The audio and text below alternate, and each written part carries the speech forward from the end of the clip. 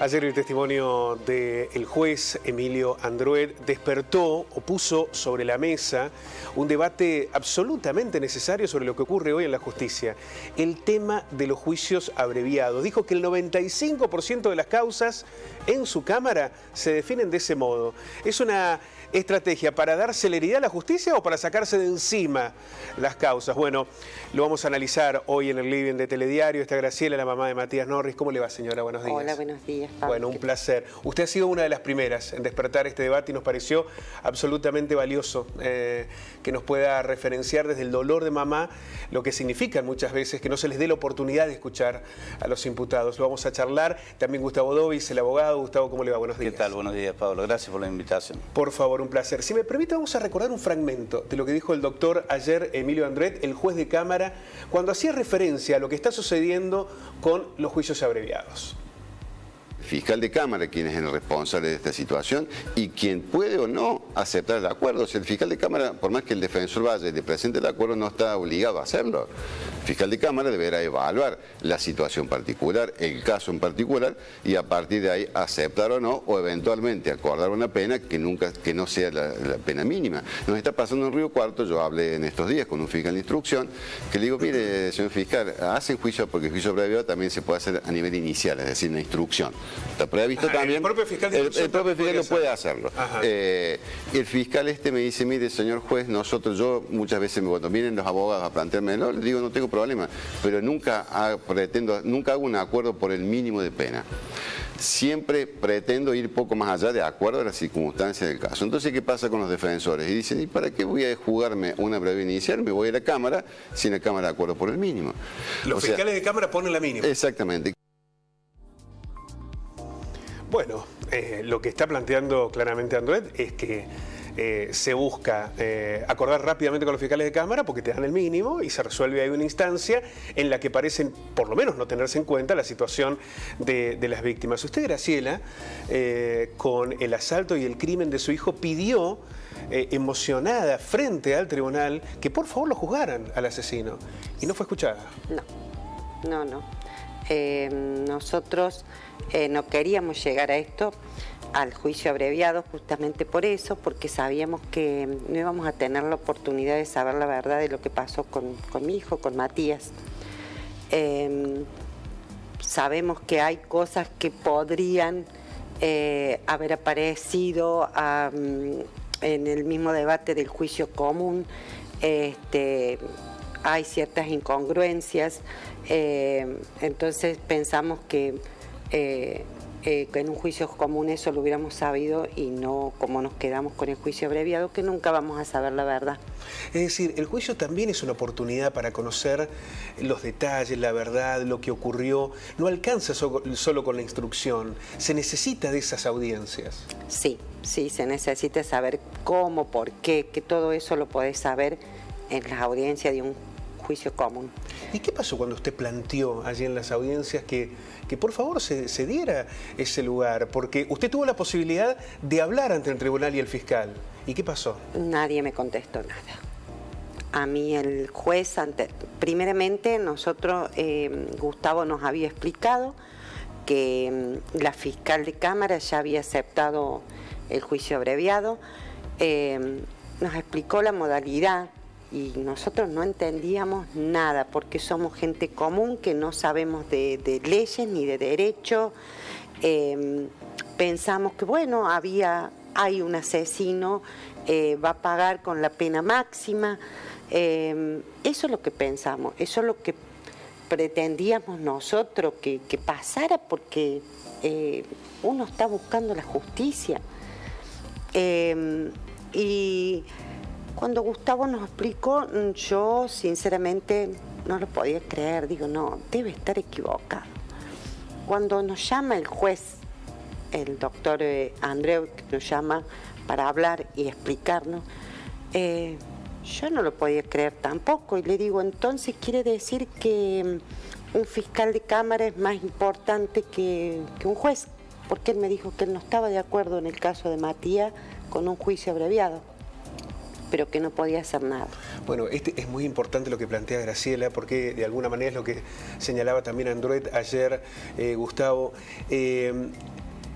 Cuando el fiscal acuerda con el abogado, ya no interviene ninguna otra parte. Solamente el juez determina que la pena sea superior al mínimo que plantea la calificación, pero nada más. Tal cual.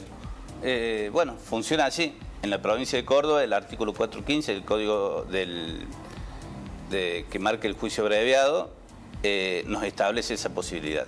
Que en algún punto la fiscal o el fiscal tenga más relevancia, importancia y poder inclusive que el propio juez. De todas formas, hay otro juicio abreviado del artículo 356, que es el juicio abreviado inicial. En ese, el fiscal de instrucción, que lo puede llevar adelante, sí tiene que consultar al juez de control, por ejemplo. Ajá. Pero no así en la Cámara. En la Cámara, y Córdoba, en la Cámara decide la Cámara el fiscal. Es el fiscal. Si acordó con el abogado, ya está. Exacto. Y no en todas las provincias es lo mismo. Hay, por ejemplo, el Código Penal Federal establece 6 años de máximo para los juicios abreviados, o sea, una pena que no supere los 6 años, o sea, lo restringe. El Código de Santa Cruz, todos los códigos tienen alguna limitación para el poder del fiscal. Y en la mayoría, el Código de Santa Cruz, sí requiere que el querellante esté de acuerdo. Bueno, eso es central, ¿no? Claro. Porque con este tipo de acuerdos, ya la víctima no tiene ninguna posibilidad de plantarse, porque lo que sucedió con Graciela es ella habla ante el tribunal en la audiencia, pero es una cuestión, a ver, voy a decirlo, casi simbólica, ¿no? Para el resultado del juicio. Es como una parodia de juicio, sí, si lo tenemos que definir de alguna manera. Se la escucha a la víctima, por supuesto, se la escucha, y con eso parece que se supliera lo que establecen los tratados internacionales, lo que establece el derecho de la víctima de ser escuchado. No alcanza. Debería ser vinculante, por lo menos en algunos casos. Ahora, hay un uso y abuso. Hay los abogados, usted que es abogado defensor, ven una oportunidad y dicen, bueno, con el fiscal de Cámara consigo la mínima, si la cosa está un poco complicada, se acabó la historia acá, acuerdo, porque es un 95% de los casos según Andruet. Bueno, ese 95% nos está marcando algo. El 95% no solamente que a los abogados, esto hay que reconocerlo, en oportunidad nos conviene hacer el juicio abreviado, y hay oportunidades en las que somos literalmente casi obligados, porque sabemos que si no vamos al juicio abreviado, la pena después va a ser mayor. Es decir, si yo tengo posibilidades y creo que mi cliente es inocente, lo podría ventilar en un juicio común, que tiene esto de bueno, la oralidad, la inmediatez con el juez, que el juez vea, que escuche lo que dicen los testigos, pueden surgir contradicciones, elementos nuevos. Bueno, en el juicio abreviado eso no pasa. Entonces, la verdad que... Pero que hay una especie de advertencia, el fiscal le dice o acordamos o quien fuera, o la pena será mayor. La advertencia no es expresa, la advertencia generalmente es tácita, y esto lo puedes consultar con los abogados del foro local, los abogados de Córdoba Capital, con los que hemos tenido charlas con respecto a este tema. Cuando uno... Parece que hubiese un disciplinamiento. Cuando uno no acepta el juicio abreviado, ya sabe que la pena va a ser mucho mayor, inclusive hasta condenado, inclusive a veces sin pruebas. Ahora, ¿es el objetivo que tenía el juicio abreviado? ¿El de disciplinar? ¿El de mostrar una estadística de mayor cantidad de juicios? ¿O el de resolver la situación de las víctimas? Hay mucha impotencia, Graciela, en esto, ¿no? Sí, demasiada. Yo también me hago esa pregunta. Es más, quisiera que nos respondiera alguien. El gobernador, el fiscal general de Córdoba, del Ministerio Público, alguien que respondiera a esto. Porque acá esto es terrible lo que nos está pasando como sociedad. Esto es no sé, a nosotros nos dejó... Matías, el 30 de octubre del 2020, Rivero entró a su casa, lo asesinó. Y el 30 de junio del 2022, la fiscal de Cámara acalló para siempre su voz. Y a nosotros nos prohíben, porque realmente nos prohíben, de saber la verdad. Eso es lo que pasa con las víctimas. Gustavo, lo que debió ser un mecanismo para dar celeridad, para mejorar como instrumento la justicia en los casos donde todo parecía estar sobre la mesa, ¿terminó siendo utilizado para sacarse de encima causas? Sí, sin ninguna duda. Sin ninguna duda, si no el número que vos me mencionas del 95% es evidente. No se trata únicamente de una parte, están todas las partes involucradas para que tal sea el porcentaje. Y en realidad habría que tener en cuenta a la hora de modificar, porque esto hay que modificarlo, la ley hay que modificarla. Nosotros estamos haciendo un trabajo sobre eso, esperamos ser escuchados, pero hay que ver la oportunidad también del juicio abreviado, porque ¿para qué lo utilizamos? Que se haga en la etapa introductoria me parece genial. Ahora, cuando la persona abrevia el mismo día en el tribunal, es porque ya no le queda otra.